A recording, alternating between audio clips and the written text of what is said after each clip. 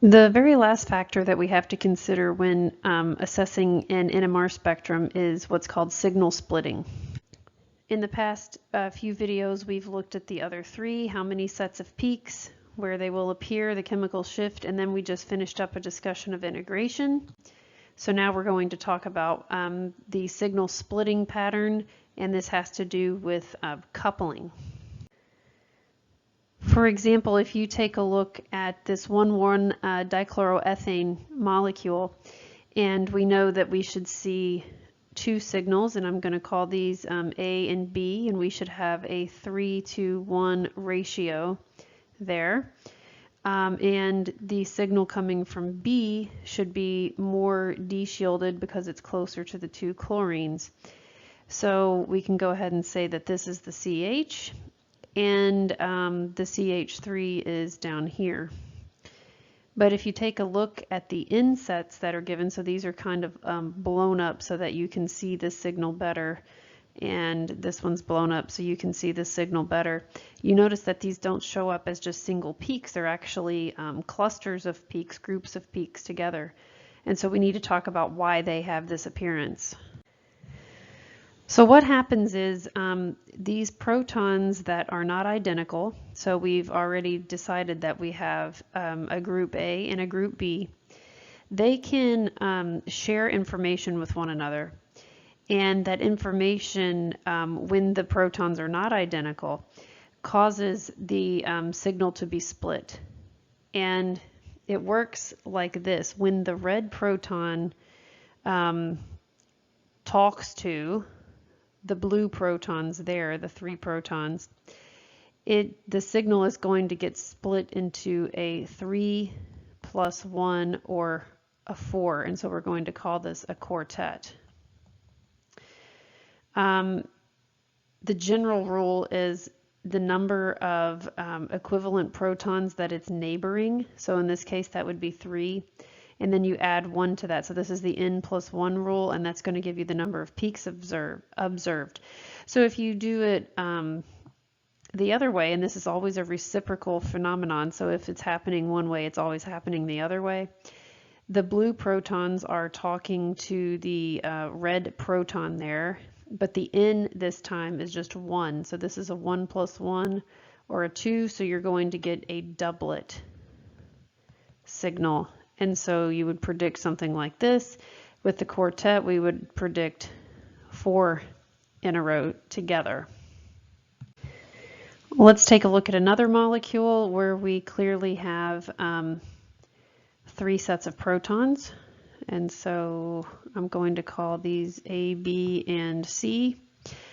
A and B are close enough together where they will split one another. So they have to be within 3 sigma bonds away.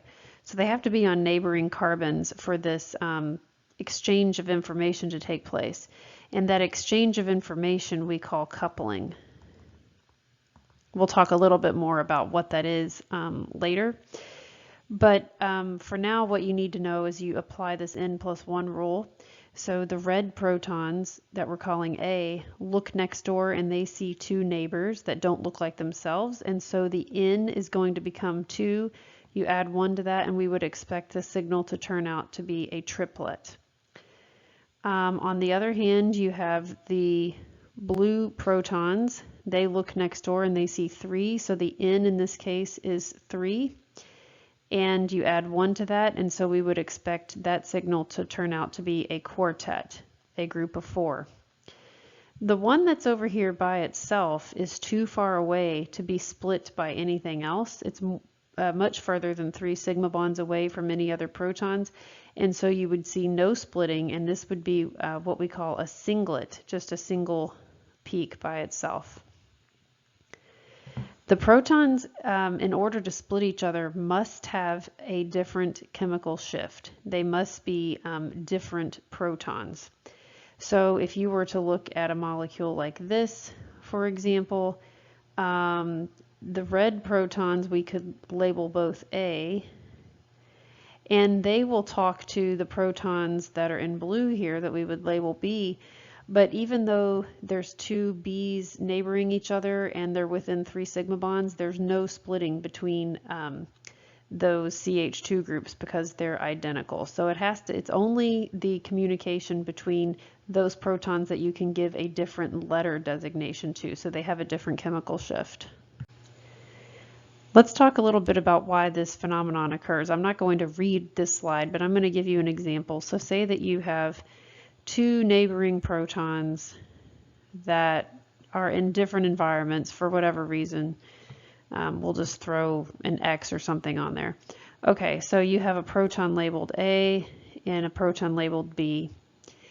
And let's look at it from the perspective of A. If A looks next door to B, half the time it sees a nucleus that's aligned with the field, and half the time it sees a nucleus that's aligned against the field. Because remember, when you expose the nuclei to an external magnet, they approximately adopt a 50-50 distribution. There's a very, very, very slight excess in the lower energy state with the field, but it's very close to 50-50. And so this is actually a small shielding or de-shielding effect, because if you think about it, if it looks next door and it sees a magnet that's reinforcing the magnetic field, that's actually exposing it to more of the magnetic field. It's making its B actual go up a little bit. So this is a de-shielding effect. But if it looks next door and it sees something that's taking away from the external magnetic field, that's a shielding effect. So these are on a kind of a micro scale, shielding and de-shielding effects. And so what happens is half the time the signal from A will get bumped downfield a little bit, and half the time it's going to get bumped upfield a little bit. If there were no splitting at all, it would actually be right in the middle, but it's getting split, pulled one direction or the other based on its neighbor. Let's do another one so you can kind of get an idea of how this occurs, why we see the patterns that we do. So let's take a look here. All right, so say you have a situation like this where you have 3 protons that we're going to call B next door to proton A. And obviously these are in 2 different electromagnetic environments, and so they're going to split each other. So when A looks over to these protons here, what it can see are a couple of possibilities, actually several possibilities. 4. All 3 protons B could be aligned with the field. All 3 of them could be aligned against the field. And then it has the possibility of seeing 1 up, 2 down. So you have up, down, down. You could have up, you could have down, up, down, or you could have down, down, up. So these all have 2 down and 1 up. Those are 3 situations that are redundant. Or you could have down, up, up, up, down, up, or up, up, down. Once again, 3 redundant situations here energetically. Okay, so if you look, you have 1 possible situation where they could all be up, 1 possible situation where they could all be down, or you have 3 and 3 where they could be, you could have 2 down, 1 up, or 2 up, 1 down. And if you take a look at what's going on here, this obviously would be a de-shielding. So that's actually what's this signal here. This situation is going to be a shielding effect. So that's going to be this situation here. If you have 2 against and 1 with, this overall is going to be a slight shielding effect. And this last one's going to be a slight de-shielding effect. And so if you look at the ratio here, we have a 1 to 3 to 3 to 1 distribution. That's why the quartet takes the shape that it does. It's just based on statistics.